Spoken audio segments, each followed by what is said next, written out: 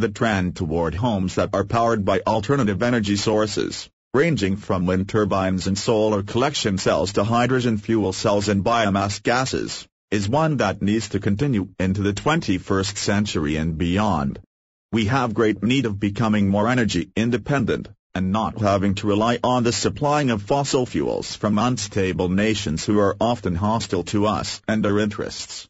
But even beyond this factor, we as individuals need to get off the grid and also stop having to be so reliant on government lobbying giant oil corporations who, while they are not really involved in any covert conspiracy, nevertheless have a stranglehold on people when it comes to heating their homes, and if not through oil, then heat usually supplied by grid-driven electricity. Another stranglehold.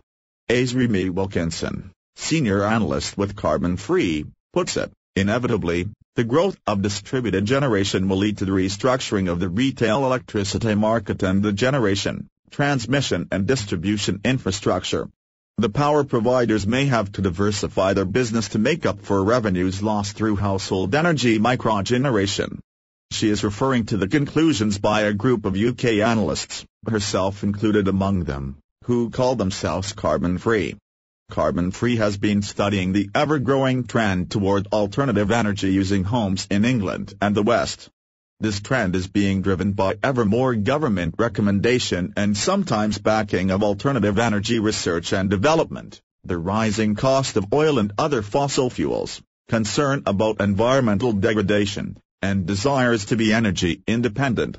Carbon.flv concludes that, assuming traditional energy prices remain at their current level or rise, microgeneration, meeting all of one's home's energy needs by installing alternative energy technology such as solar panels or wind turbines, will become to home energy supply what the Internet became to home communications and data gathering, and eventually this will have deep effects on the businesses of the existing energy supply companies.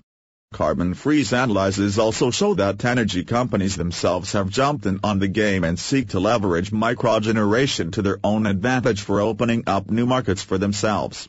Carbon.flv cites the example of electricity companies, in the UK, reporting that they are seriously researching and developing ideas for new geothermal energy facilities, as these companies see geothermal energy production as a highly profitable wave of the future.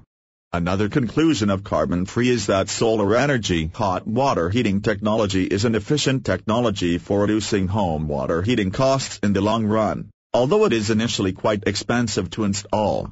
However, solar power is not yet cost-effective for corporations, as they require too much in the way of specialized plumbing to implement solar energy hot water heating.